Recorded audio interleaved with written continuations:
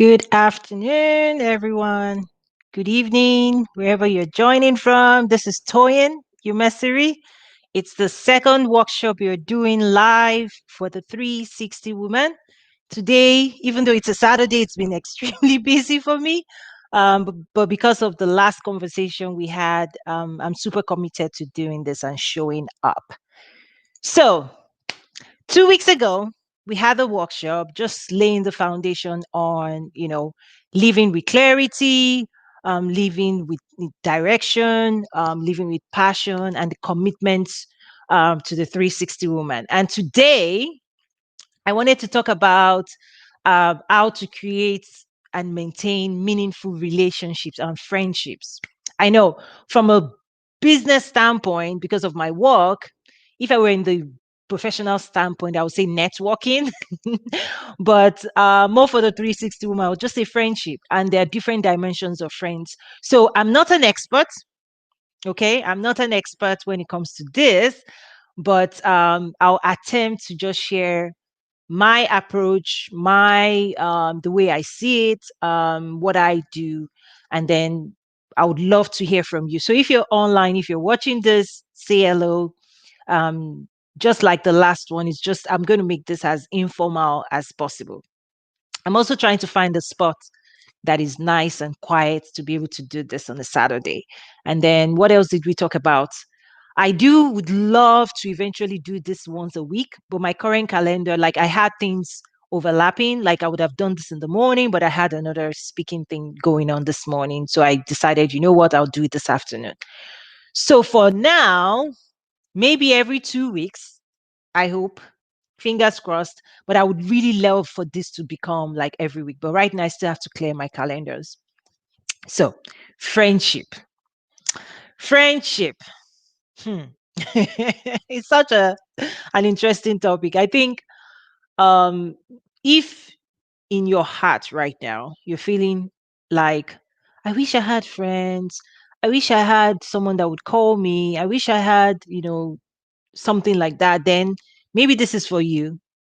If you're someone like me that I've moved so much. It's unbelievable. Like in the last couple of years, I've really moved that right now, and for every move you make, like physically moving, you have to reestablish new friendships. I mean, you still keep the old ones, like you maintain it, phone calls and all of that. But if you value friendships, like in person visiting and all of that, then you have to rebuild. So, again, I'm not an expert, I'll just share. I think for me, one is knowing that it's important that like, we're not here by ourselves. We're not supposed to be living the world by ourselves. I know for a lot of people, even in the immigrant community, you've kind of detached yourself from a natural community that you're part of, and then you come to a new land that nobody knows you and you don't know anybody. But for me, the key here is that knowing that friendship is something you build. Like a lot of times people leave things to default. Like for me, I don't like default. Default of everything is it doesn't work. I've tried it doesn't work. Active engagement in one's life is is the way to go. To say if there are areas in my life that I want to improve on, I take on the responsibility to apply myself, to learn, to grow, to read, to understand how other people are doing it in that space, and then try to apply it in my life. Like that's my approach. You know, I'm the 360 woman. Like I said the last time, it's like you're in the driver's seat, right? We got on your side, you're in the driver's seat. You're the one creating your home, you're the one creating your career, you're the one, like, you're not leaving it to chance. Because, oh my God, chance is, it's just like oxidation. You put something out there, it oxidizes. Once oxygen eats it up, everything is going down the drain. Like, creation is like, right? So in order for you to look good, feel good, have great relationships, live the life of your dreams, or create the life of you have to roll up your sleeves and get it. I don't know any other way. Maybe I'm missing something, Maybe I'm wrong. Please let me know. But what I have seen so far is that we have to create what we want. So if you want meaningful friendships, if you want meaningful relationships, you would need to consciously design and go after such. So there are practical things that I do that I'll be happy to share. So first of all, is it important to you enough that you're willing to put effort behind it, that you're willing to do something about it? Like, is that important enough? If it is, then I would say what the Bible says. If you want to be a friend, then be friendly. It sounds easy, but so many of us, like, we're so consumed by what we have going on in our own space that we don't look out for other people. So that's the first thing I would say. Or the second thing I would say is that in order for you to build meaningful relationships, you have to step a little bit out of your own bubble and try and step into other people's spaces, like see other people. It's the power of seeing. Like a lot of times, we're in the presence of people, but we're so wrapped up in our own world that we're not seeing what's in front of us. So a lot of times now, you never know that the friendships you're looking for, they're actually around you. Your co-workers around you, your church members around you, like the type of friendship you're looking for, you never know. You may already have those people that have the potential of being friends with you.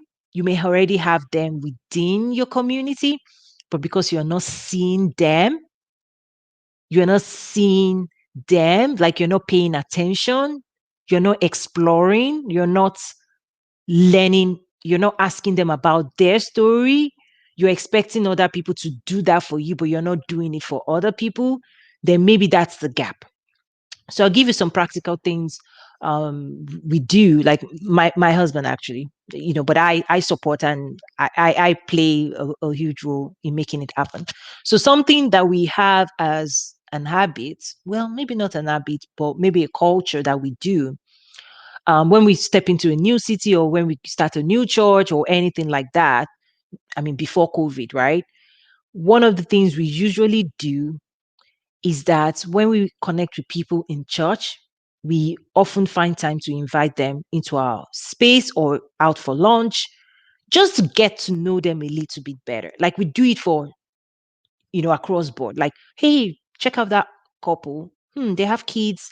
Our kids' age. Okay, how are you? How are you? We chat up a few times. Then eventually we just open up an invitation. Hey guys, would you love to come visit us? I'll cook, just to hang out, just to get to know you. Or my husband would say, hey, do you want to grab coffee sometime with the guy? And they would do their own thing. So we do that. When those people then spend time, that it's not, all this always chats after church, before church, always, that's, you don't build friendship with that. All you do there is acquaintance. I know you, I see you. Isn't aren't you, aren't you that girl I see in church? Oh yeah, yeah, we see you in church. Oh, aren't you that guy we see in church? Your face look familiar. That's all you get. If that's all you do, people, drive by, you just say hi, or your face, you just see for a year, 2 years, you're seeing the same faces in church. That's all. The way to take it to the next level is to say, hey, would you like to have coffee? Right? Or do you want to come over? Like, take baby steps. You don't have to do what I do, like overkill. Bring your entire family. Like, oh, bring your grandma, bring them. I'll cook. I'll throw it down the African way. And then, because in that setting, in the home setting, you're seeing them in their kids interact with your kids. You're seeing the chemistry. If there's chemistry there, you're learning about them. You're asking them questions. And at the end of the day, when those people leave, myself and my husband and my kids will look around. What do you think? Are you feeling, today, is this the type of relationship you want to cultivate further or not? And we get to talk, yeah, I like them. No, so we, you, that conversation doesn't have to go further if, hey, how are you? So glad you could join, Shanae. So glad to see you. Yeah, this is just a laid back chit chat. And today's topic is around creating friendships and how to maintain it. So, right now, I'm still on the creation side. And I basically said something like, you have to actively create it. If you're desiring it, then you have to actively create it. So, I was just giving some tips in terms of some ways I do. So, for example, church, what I said is if you're leading friendships right now, around you in your church, in your workplace are already people. But if you're not paying attention, if you're not seeing them, I don't mean seeing, I mean seeing, feeling them, exploring, listening, asking them questions, then you're not taking those acquaintances beyond just LOI. I mean, in your church, we know everybody. We see people a year, 2 years, 3 years. Oh, that lady that goes to my church. Aren't you the family that goes to my? But what I'm saying is, how do you take that beyond just I've seen you in church for 5 years and I don't know anything about you? How do you take it beyond that? So one of the things I was sharing, yes, you too, your brother. Oh, yes, you pulled him in today. Hello, good to see you. Your name is your husband. How did you do it? You pulled him in. Okay, this then what I'm talking about would be for both of you then, husband and wife, because I also tag team in terms of building family relationships because there are relationships that is just for me. You know, I know how to do my own thing, but there are also relationships that I go after that is for my family because as immigrants, at least for me, when you detach yourself from your host nation, your main country of origin, you actually have to work harder to recreate a community for yourself, for your kids to thrive. So for me, one of the ways is in church. We'll see couples, maybe kids around my kids' age or something like that. And when we watch them, we see them one time, two times, three times, five times, then sometimes myself and my husband will just like, oh, that's a nice couple. We should get to know them better. Okay, if we agree, then what we do is okay, we talk to them and say, hey, do you want to come over to our place? Just to get to know you, and we find time. It might be a week, 2 weeks, 3 weeks. Sometimes we used to plan it 3, 4 weeks until everybody's schedule works. And then when it happens, within the environment of more of a relaxed atmosphere, you get to know them. You ask them, okay, how did they get here? What do they do? And then you see the kids playing with your kids. And after they leave, then as a family, we just decide, we discuss, like, do you feel the vibe? Do you want to take that further? Do you want to get to know them better? And based on that, we can decide it's a relationship we want to pursue. One thing that I've found is that as a family unit, for us to pursue family unit relationship, my husband must be on board, I must be on board, the kids must be on board. Like we're not doing anything as a family with another family if everybody's not on the same page. Now, it doesn't stop me from pursuing my own female dynamic relationship outside of my family. It doesn't stop my husband from doing that, but for us as a unit, we all have to align.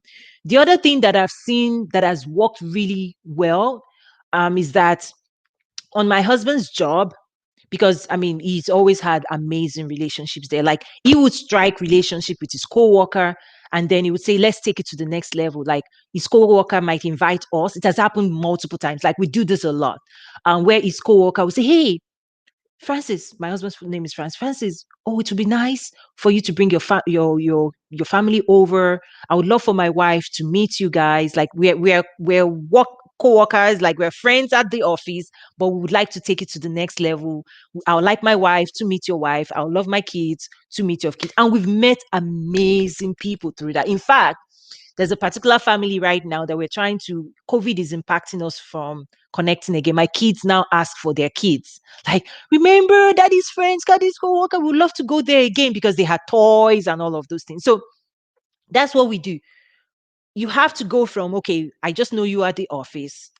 If your chemistry, if things jive, how do you then engage and bring your family along? So that's one way of doing what we do, like church, work, and The only way this works, now I'll be honest with you, the only way this works if you are open to being vulnerable. I think a lot of times the reason we don't allow the workplace friendship to cross over into final family dynamics is because we are guarded. We are guarded. Like we don't want them to see us in a natural domain, which is another topic entirely of when I'm part of things I worked when I was in corporate towards the end of my time there. I worked really hard on this topic, bringing my old self to work. Like, even though you're paying me to clock in, clock out, whatever that is, I made a commitment to always show up as Toyin. Like, what you see is what you get. I'm bringing myself. I'll talk about myself. I'll talk about my family. I'll talk about things that are not related.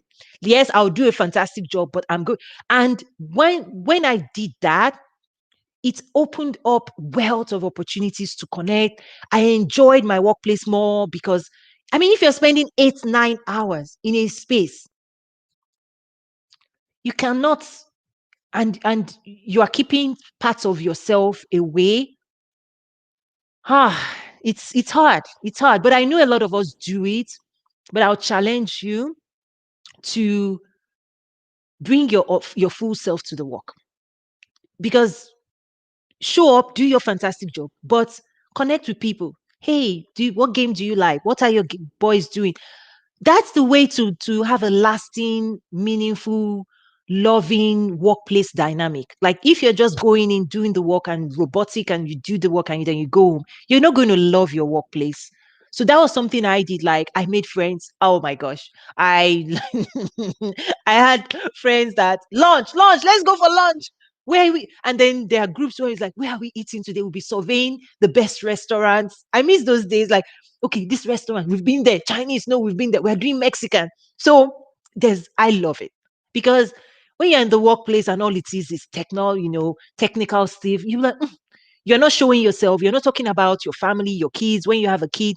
And even the last, because my kids, I've had them when I was professional, working professional, and I've even introduced my coworkers to the traditional naming ceremonies. Like they'll come to my house, we'll do the traditional dishes, they'll enjoy, we'll dance, we'll sing, and they'll be like, wow, it's interesting to learn your culture.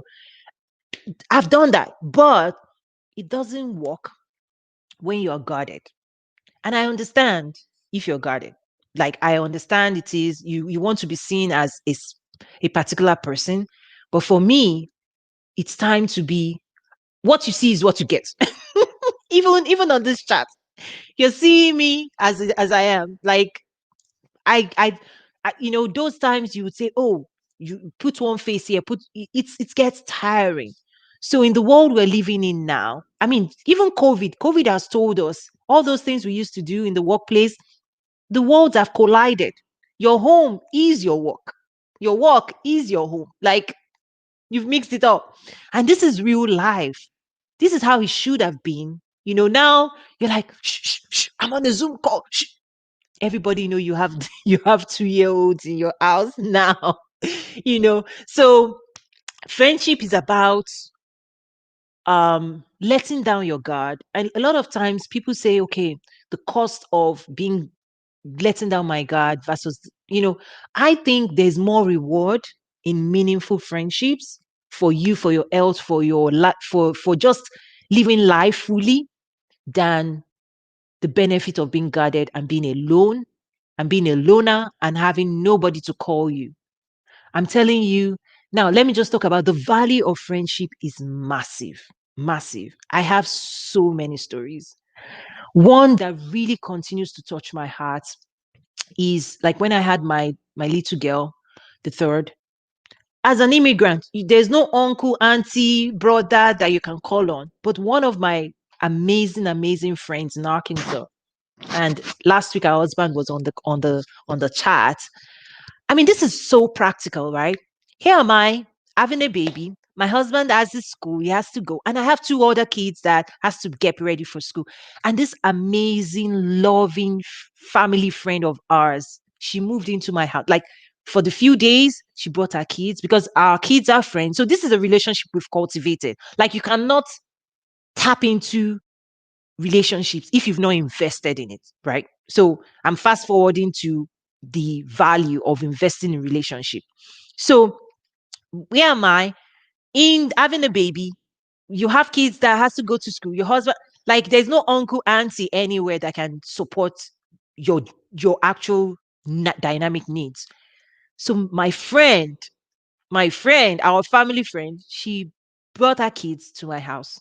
Her husband allowed her to come in, and she was the one with my two kids for the few days that I needed her. She literally moved in, cooking for my kids, serving them, helping them get ready for school and everything. I was like, that's right there for life, for real, like for life, really. You know, Patrick says you're doing great job, Toyin Umesiri. Thank you. Oh my gosh, I'm all over, right? I just did a video, like a presentation for my work this morning, and now I'm doing this. It's commitment. It's commitment that is making me do this, because once I commit, I'm like, you know what? I have to show up. So today is really about commitment. It's been a long day for me, but I'm committed to showing up and documenting this journey. So thank you for joining. I appreciate that. So I was saying, so today's topic again is about creating friendships and maintaining it. So I've talked about creating. Creating is about seeing people for like, it's not about, because you might have people right now in front of you in your workplace, in your church, like they're there, but you think you know them, but you've not taken time to know them. Until you actually get to know them, you cannot decide if there's a connection. So, how do you take it further? And then the value. I like those type of relationship that started those ways. Like I just have a lot of stories, but anyway, how do you maintain? Maintaining is consistency of checking in, of caring. Like the only reason friendships can be meaningful is if they're having a positive, like if there's value, right? I'm not talking about um relationship that you're forcing. No. Both sides have to value each other. Like it doesn't work if one side values and is committed and is showing up for the other person, and then the other person is not. That's You can only drag a relationship only so far before you give up, because there are days when you actually need that support system. There are days when you are the one offering that support system. So maintaining friendships or relationships happens over time. But when you make a connection and you see a couple or you see a family that maybe at the church or at the work, then you cultivate it, you go out follow, you get to know each other, you listen to them, you listen to their aspirations, their concerns, their challenges, and you offer support. And then they can do the same for you. And I tapped into those type of friendships at the workplace, because when you're in the office, yes, you can bring those things home to your spouse, but your spouse may not even understand the dynamics of your office. But if you have friends in the same workplace that understands the dynamic, then at that point you can engage with them, say, those org changes, this is what's happening, I'm changing bosses, what happened to you? Like you can have those heart to heart conversation and support each other through changes. Like there are a lot of transitions happening in workplaces now. Like if you don't have people that have your back, that you have their back, and you're able to engage and talk and encourage each other, it becomes more stressful. I tell you, like friendships help you reduce stress in life. You let it out, you share your concerns, you share your heart. And a lot of times, some of the things you're going through, you just need somebody to listen. It's not like you cannot figure it out yourself, but sometimes you just want to know I'm not alone. And these things are real. Like we are not superhuman. There's no superhuman anywhere. Don't feel like I have to be strong. I have to. Your health needs distress. You need to find ways to distress. And one of it is true friendships. Whether as a man, you check in on your buddies, you go out, you do things. Like it's not every time you don't have to be, hardcore serious every time. We need those spaces that helps us to calm down, relax, enjoy. The other thing we do before COVID, obviously, is we do gatherings like Thanksgiving is coming already, and my kids love this already. My kids, like yesterday, one of them was like, "What are we doing for Thanksgiving?" Because Thanksgiving, turkey is going. We're inviting people. They play in the backyard. We're doing barbecue. Like my kids love it. My kids love. I mean, we love it too. Who doesn't love it? Like relaxed, nothing serious, good food, good company, laughing, dancing, singing. We need more of that, especially now, even with COVID. Like we have to recreate those things. I don't know how we're going to do that. So my son yesterday was asking, okay, Thanksgiving, what are we doing for Thanksgiving? Because usually we have plans. Like last Thanksgiving, sis, if you're watching this, I don't know, but last Thanksgiving, my sister in UK actually was spent Thanksgiving with me, and we did Black Friday together as well. So I remember we always try to create memories. So yes, she was here with us. We threw down meals, my sister, and then Black Friday, we were like, let me show you. I mean, not UK Black Friday, American Black Friday. So we went out, we had fun, we took pictures. So we try to create memories, but memories can be created through friendships. I also talked last we the last session workshop about, even December, Christmas of last year. One of our family friends, actually, the kids, everybody spent it in my house. Wonderful memories. I have videos of the kids just opening their presents. That's what life is about, right? We work really hard. We do. There's no question. There's no question of in terms of our commitment to working really hard.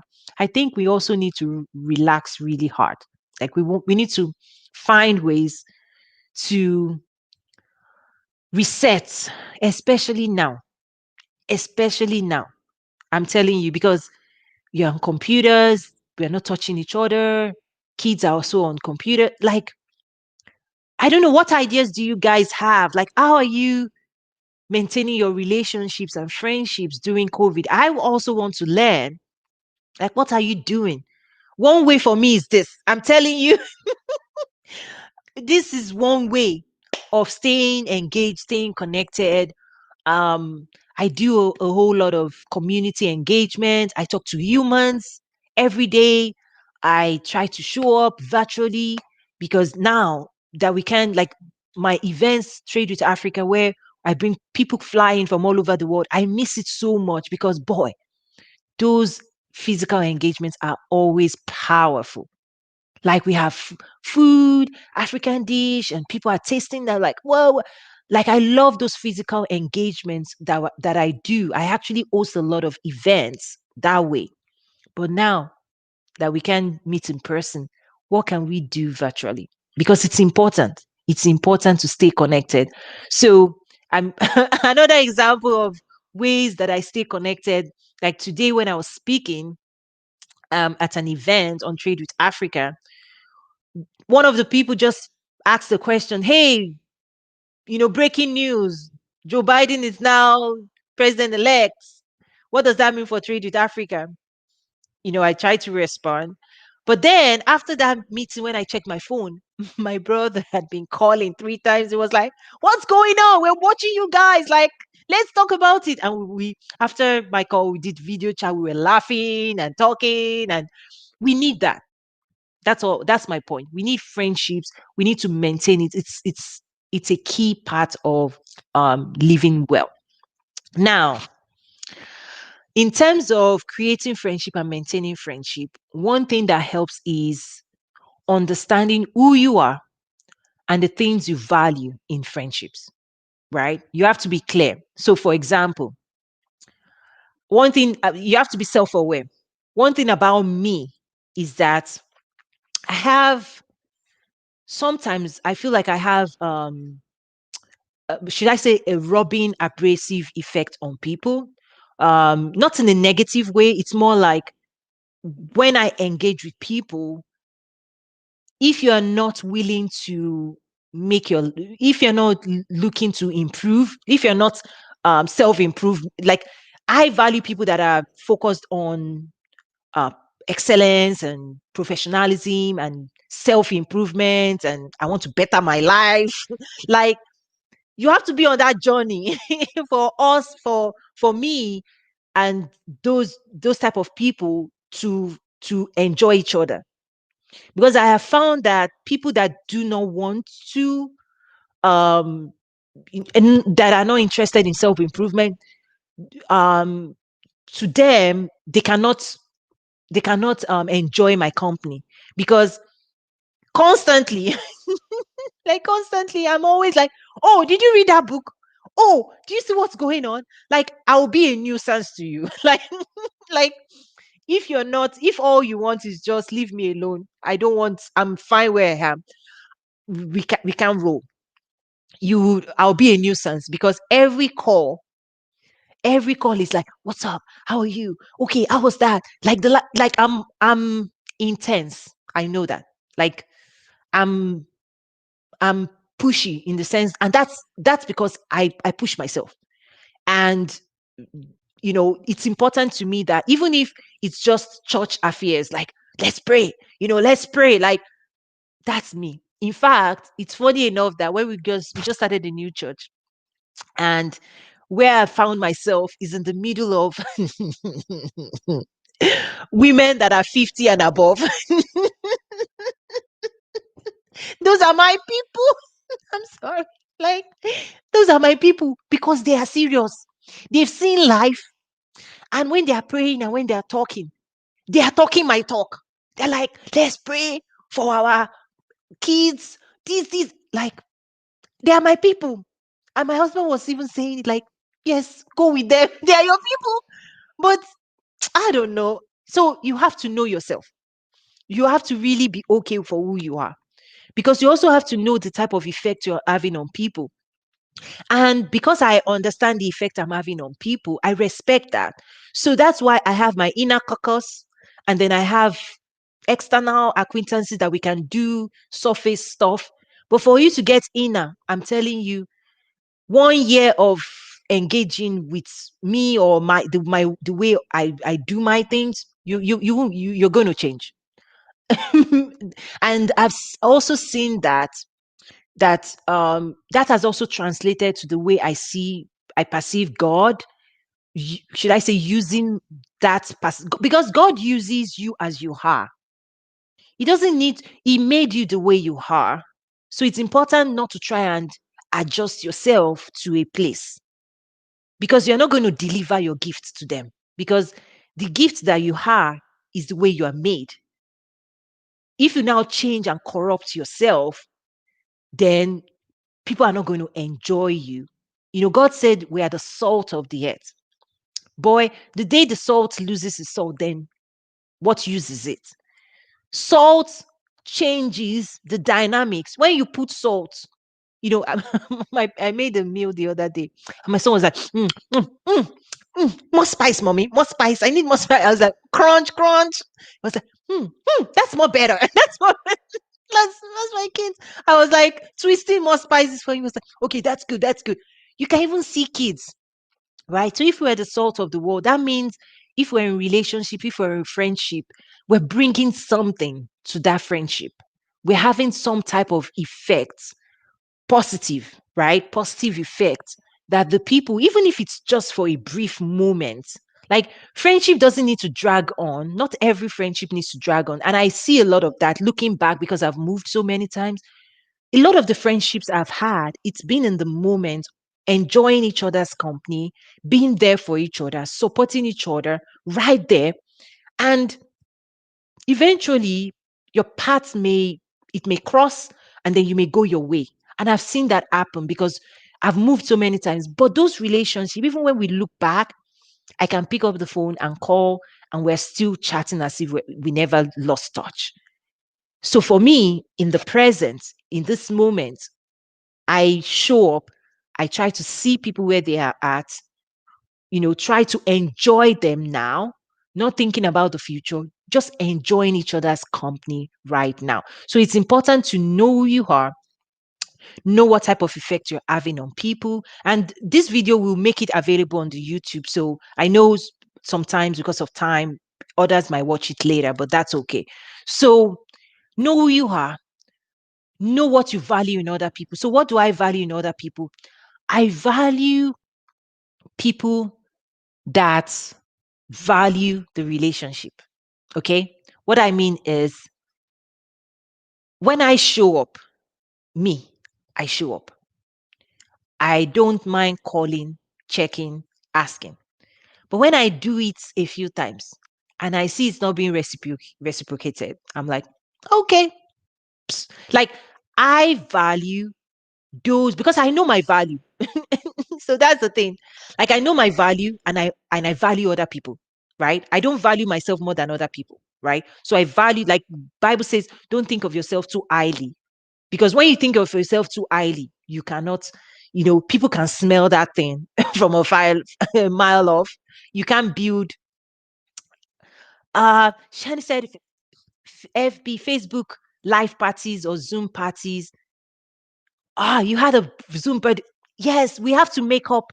Those are amazing as well. I actually, was it last? No, 2 weeks ago, I was asked to help MC a 50th birthday, and we did. Because of COVID, we had very small number of people in the room, and then most people joined virtually. So those are also meaningful. We had a lot of technical things, but we pulled it off somehow. And the celebrant, because it was like, her husband planned it for her, so she enjoyed it. She didn't have to do anything. So absolutely, we're having to do those things now, and it was great. I enjoyed it because music, people. I miss that, but we had to, use Zoom, and few people in the room, but most people joined virtually as well. So yes, we have to keep connected with friends, and thank God for WhatsApp video and all of this thing. I'm like, my people, they are a call away, like ding ding. And we also, my family is like all over the world, and so we have a family WhatsApp group, and we throw in funny things, funny joke. Have you seen this recipe? I remember I was cooking one day, I was like calling my younger brother, and kind of was like, you gotta see this that I'm mixing up. And then he missed my call. Then later he called back, he was like, why are you call? I was like, oh boy, you missed my kebab. He was like, oh, tell me more. I was like, this is it. This is what I did. This is what I spiced. I was like, next time, tell me.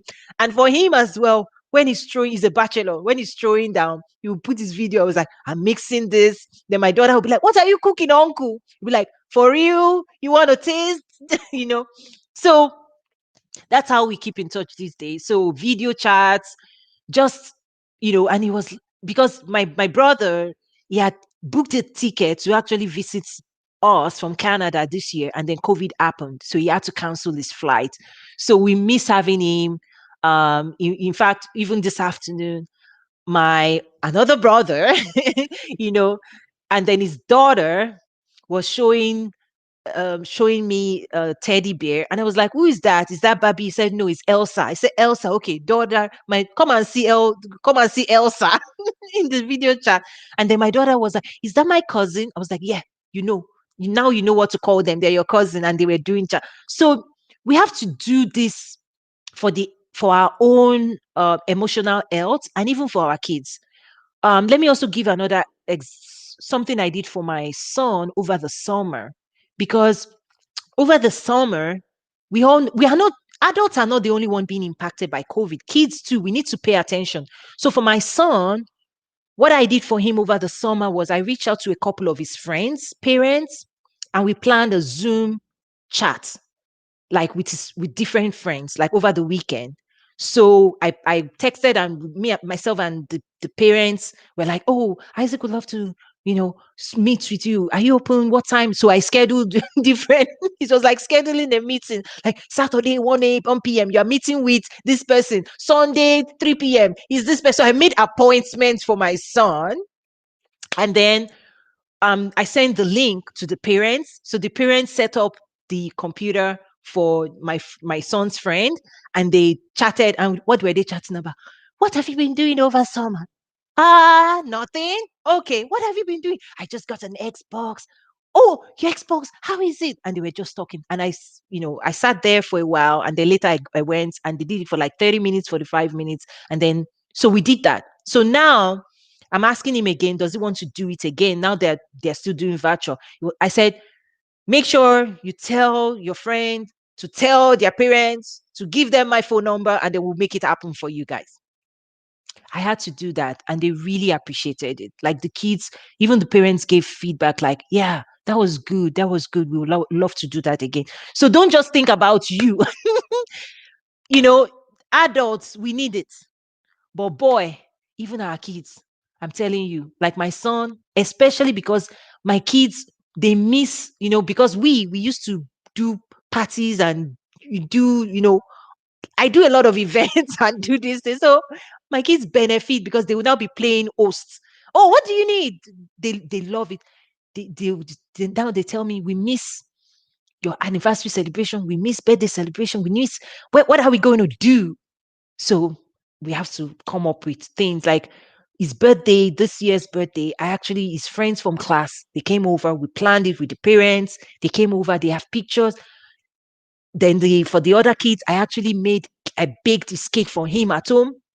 Now the kids, they said my cake is better than the store bought cake, so they're now allowing me to buy. What have I done? I'm spoiling these kids.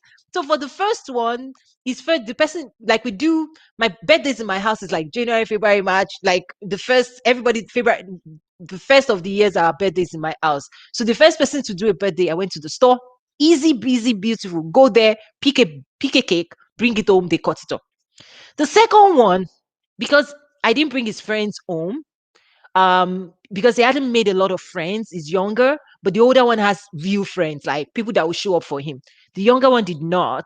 So I tried to create something as a family. So as part of that experience, I baked home cake, Nigerian home cake, not the spongy stuff, the real stuff with raisin and everything. And I did like a train set. When my kids ate my cake, they now said, we don't want store cake anymore. We don't, no. Walmart doesn't do, like, we don't want store-bought cake. It's your cake that comes out of your oven. That's what we want now. So there are times when at least twice now I've made my own cake because they experience it like somebody's helping me to mix the eggs, somebody's helping me with butter, like the house is smelling, all of that thing. They love that experience. So now I've not bought home baked sorry, store bought cake is not working again for my kids. It's like my own cake with raisins. I load it up with raisins and they love it. They will now be picking, nutmeg and vanilla, and then the house is smelling of cake. They love it, and then we put it in the freezer. Like my husband is the health conscious person. He actually has written a book on fasting. So my husband is the one that checks all my excesses. He'll be like, cake, it's too much. You'll be like, he's the inspector general. He's the inspector general of healthy living in my house. In fact, we only use olive oil. We'll be like, how many? Like, that oil is too much. Anyway, that's another topic on health.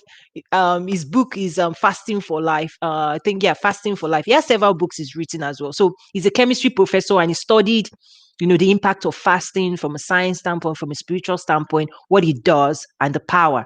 So he's the one that told me caloric index. You have to watch. I'm like, I want to enjoy myself. Anyway, um, okay, Shanae said, I just got a book called The Prosperous Soul, Cindy Trim. I love Cindy Trim. Oh my, she's amazing. I follow her a lot. That's good. Patrick said, I'm really learning great things from your LinkedIn live. I really love the topic. Okay, thank you. For me, it's just life. We're living this life. For me, I want to borrow knowledge so that I can apply those knowledge. Sometimes we are running our life based on just what we know or what was given to us, through upbringing, through nurture. But I tell you, there's a lot more knowledge in life, and knowledge is power. Like when we know better, we do better.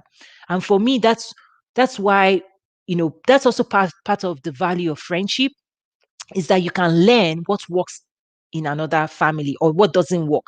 So that's why I said a lot of my friendship, we go down, we break it down. Like we are not, no, I know how to do that too, by the way. I have, I love that space, but I'm talking about dynamic, meaningful relationship that is actually, positively impacting your life, or you are impacting their life. Those relationships, for real, they are real. Like, I have people, like, we break it down, like, okay, relationship, marriage, what's going on? Are you listening? Are you listening to your husband? That kind of, because I think if we think we have all the answers, that's when we close our hearts. Because when you close your heart, you're not good. Things will not flow. Because sometimes, when the Bible said that God sent a word and the word healed you, that word could come from someone. And even in my life, I know we're online, but I've seen it happen. One word from a dynamic friend of ours open, because when we got married, we're trying kids. I had challenges there. One word from a friend of ours set it free, gave me the key to unlock a better understanding, because this was a friend of ours that we would, I mean, we were even in their house that day. She cooked. Oh, I love food, is a great thing. Oh. Food is good. Oh. Food is good. Anyway, food makes the world go round. So I remember, I can even see it. She was putting everything, even in that meat. This was like at least 13 years ago that I'm talking about, 14 or 13 years ago that I'm remembering. I remember even that day, one of the things I learned that day was that in her food, she puts turkey, smoked turkey. And I was like, this thing tastes different now. Where did you get it from? She said, go to Walmart, go to this aisle. There's smoked drumstick of turkey in Walmart. I said, hey, sure. I didn't know. Okay. That's how, since then, turkey, smoked turkey, drumstick, big one, Walmart, frozen, no, fridge, in the fish, whatever section you see there. If you're interested in flavor, it's smoked, it's salted. If you spice it very well, especially if you love the African, smoked flavor, they have it in Walmart. Go to a Walmart near you. You will thank me later. So that's friendship, you know. So, and that's where, during that visit, she was just talking, okay, this. And I was like, oh boy, this. She was like, go to this is the type of specialist you need to go to. Don't, that one you're doing, that one is just generic. I was like, really? How come I didn't know that before? And that sets things free. So when you close your heart and you guarded your heart, information that can set you free. Maybe you are looking for a job, you want to advance professionally, you want to start a business, you whatever, it won't get to you because your heart is closed. My mom used to say that whoever keeps quiet, it's an African, I'm trying to translate. Yeah, like if you're quiet, then your life, the things in your life will be quiet. So I don't know the way she says it. It's almost like your mouth is what you use to command what you want in life. And it's also powerful when it comes to relationship, is that you through your words of kindness, you can build relationship, and through bitter words you can tear down and destroy relationships. I'm telling you. So words are powerful. You can use it to create new dimensions. Now, I've talked about creating relationship, maintaining relationships, and where we end is, there are also times when you need to end relationships. When it stops working for you. That is something people don't know how to do. The only way you can do it is if you are skilled in communication skills and your heart is in the right place. You have to do those two things. Your heart has to be right. You have to fix your heart. You have to hear well. And then you have to be skilled when it comes to communication. Like it's almost like conflict resolution type engagement. And I've done this a few times. I can share example if people want to hear. Okay. One of the scriptures that is guiding is realizing that there are times when you are in certain relationships that you shouldn't be in and you don't want to call it quits. But God gives you permission to. When you think about, and this might be unpopular, it might be unpopular, but for me, I've had to engage in those tough conversations to say, hey, this is how I saw you before. This is how I saw you, but I don't think you did not meet me. Like there's a how do I say it? There's a gap. Like how I see this relationship and how you see this relationship is not aligned, right? It was more of a relationship that I had invested in a certain way. Like I don't invest too much of myself. I mean, in depth, and that's why the few that I have, I'm committed. Like I'm there. I'm there with you. I'm committed. So that was one of those relationships where I invested. I was committed, but on the other side, over time, through certain scenarios, it wasn't so. So for me, naturally, people would say, move on, which I did. But there was a check in me to say, I need to put closure, closure here. Because the person may not see it the way I see it. So there's a need to engage. A lot of times people don't engage because you don't even you've not decided to understand you've not heard yourself. Like you need to hear your heart, because there are times when your heart is trying to tell you like something doesn't feel right, like you're in a it doesn't, maybe every time you connect or something is just going wrong. The first thing to do is hear yourself, listen well, because and then be able to understand what that is. Do you feel disappointed? Do you feel insulted? Do you feel devalued? Do you feel taken for granted? Like, call it a name. Like, because sometimes those things are happening, but we try to sweep it under the rug. But guess what? It will rear its head in your when you see that person. You'll be like, your heart will tell you that emotion will come back to the surface. So for me, I try to encourage people like those emotions, don't suppress it. Suppressing doesn't work. I try to feel it, try to understand it. And then there are times when you are not even supposed to do anything other than just put it in God's hand and say, hey God, uh this is how I feel. I don't know what to do. I just put it there and then I move on with my life, right? But at least I've acknowledged that there's something going on. And so I've had to have tough conversations. Hey, I value you, really do. You can see I value you, but mm, mm, mm, mm, what's going on? And the person go, oftentimes they are shocked, they are surprised, because a lot of times people are not honest. People don't want to be direct. People don't want to be honest. People want to hide. People want to smile. But guess what? God said, while men look on the outward, he looks on the heart. So while men may be approving of your smiles and your ability to, smile, and they don't know what's going on, I'm telling you for real, God sees your heart. And so the heart matter is where, for me, I try to deal with my heart quickly. I'm telling you, I try to address things. That's why don't suppress how you feel. Like I try to address things. It's painful, but bring it out.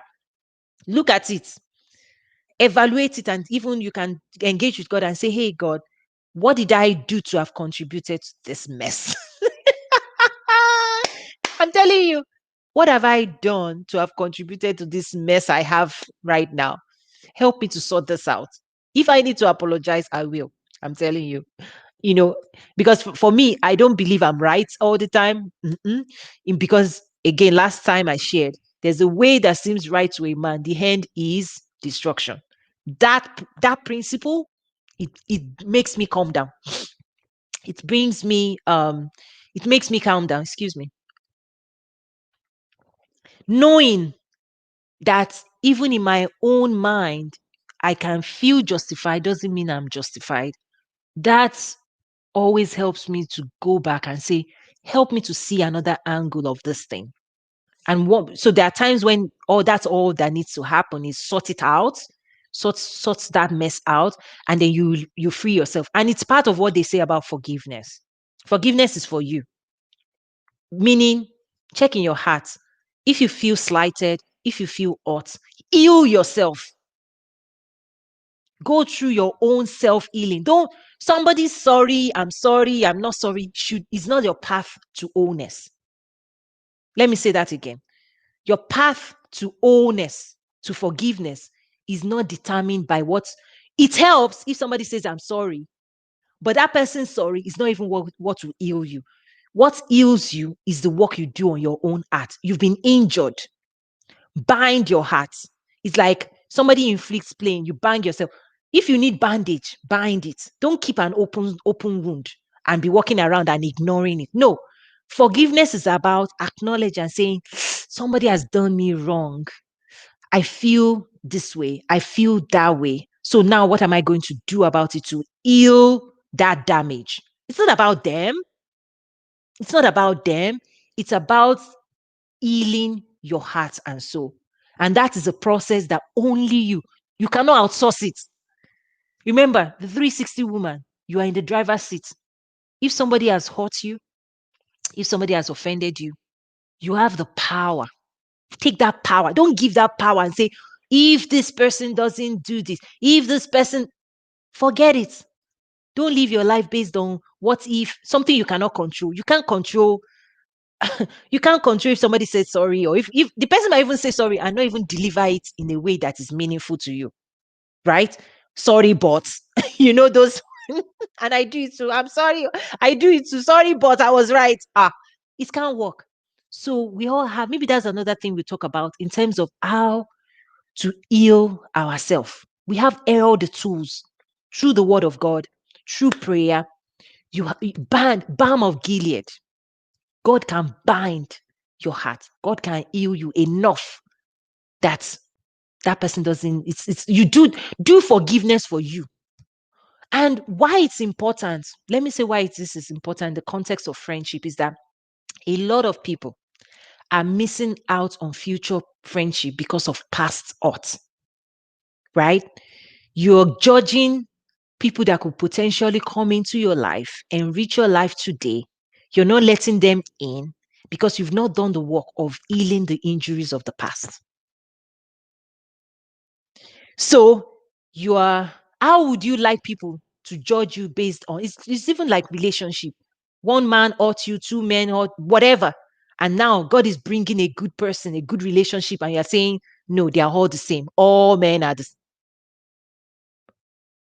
Because you've not healed. That's what I mean. So for some, let's do all the cleaning, everything, whatever it is we need to deal with, so that, the new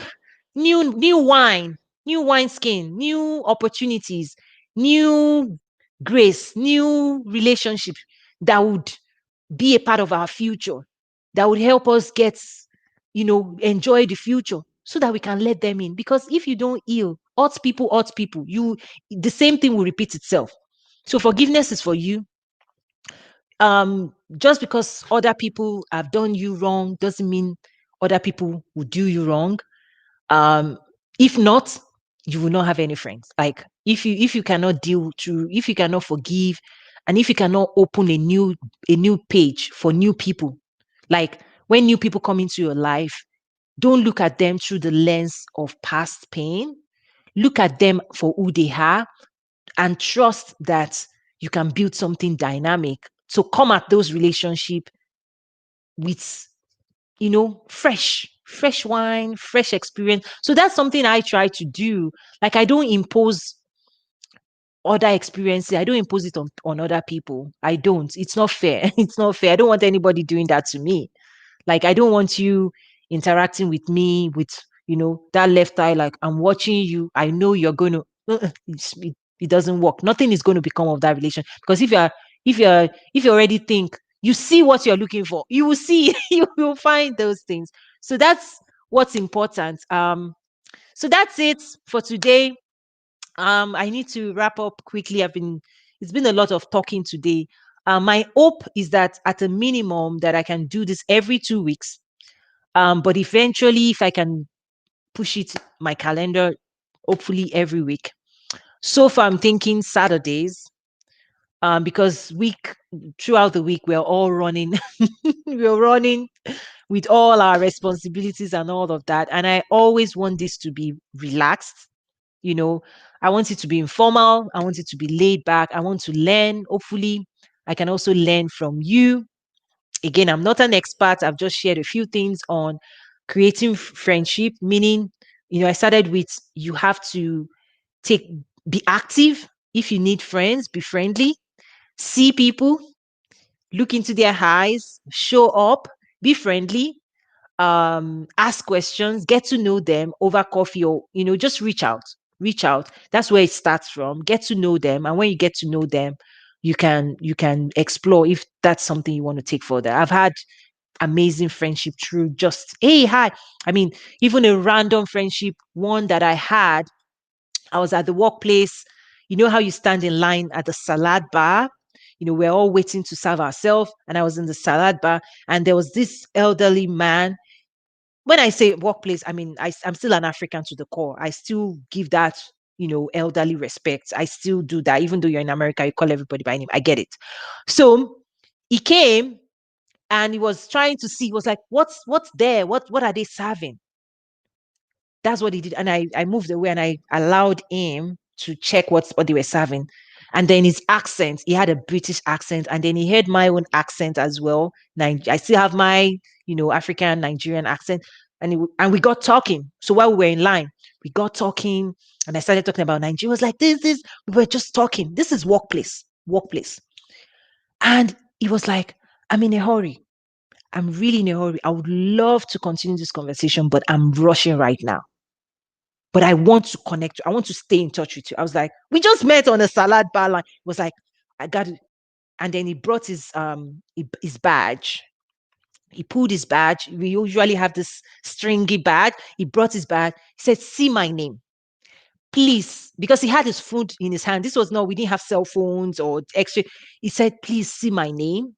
Can you please look me up in the database of the company? Then he said his full name. This is me. Please reach out to me. I want to continue this conversation. I was like, okay.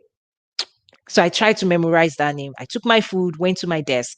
I pulled this name up. Guess what? This was a vice president. Vice president, Walmart, blah, blah, blah. I was like, for real? And that person became a mentor to me, guided me. I mean, through my journey at Walmart, he opened doors for me. I won't say his name. I don't know if he's watching, but that conversation at a salad bar, just me, giving him room, because easily I could have said, you're jumping line. Why are you jumping? No, I just, hey. And then we spoke, and then our accent, that salad bar conversation became an incredible friendship, mentorship, sponsorship. It grew, it grew, it grew. And today, I mean, just I miss that. But the vice president XYZ, I hope responsibility for big things, and he mentored me. He was the one that taught me about the trust equation. He was responsible for actually training executives, and he trained me. I so much cherish. So friendships are all over. That's the point. See people. That's the point. Like, get out of your own head.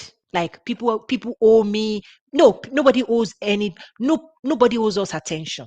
Nobody owes say telling us hello hi. No, but when we show up to the world, like, I see people, I value God's creation. I want to learn, and I'm curious to learn people's story. And the reality is, even though I'm talking about friendship, this approach is why I've become extremely successful, even in my day global trade Africa, because you in professional world you call it networking, but I've networked myself to incredible places all over the world through these small principles I've just shared. Because everyone, everywhere, all over the world, responds well to generosity. They respond beautifully to love, to joy, to peace. And if you bring the right heart, the right spirit into dynamics, they want to stay in touch. They won't walk away from you. They're like, that felt good. Because it's more about how you leave people feeling, right? And because I work on my heart, like that's my responsibility to clean up, to forgive, to move on. Even when people slight you, even when you walk into a room and people are like, they look at you top to bottom, they're like, you're not right. That's fine. I've met people, the most affluent, powerful people in the world. They wear flip flops and you don't even see them. I'm telling you, the people that God has given me the opportunity to sit with, to learn from, to sit at their feet, they are the most down to earth. They are the most approachable, simple minded people. I'm telling you, like independently wealthy million, like they are the most unassuming people in the world. And that's who I want to be. Like, so all those things people do, and you say, okay, you meet somebody in church, the person didn't dress or this. Forget all of those things. I'm looking for quality humans, quality people whose minds and hearts are in the right place. I can buy designer, whatever. Anybody can buy designer, but is their heart? Do they have heart of gold? Heart of gold. And that's what God is after. And that's what I care about. In my friendships, I am looking for people's hearts. It doesn't matter. We can sit on the floor and tear it down, like for real, like come back to being childlike, being simple minded.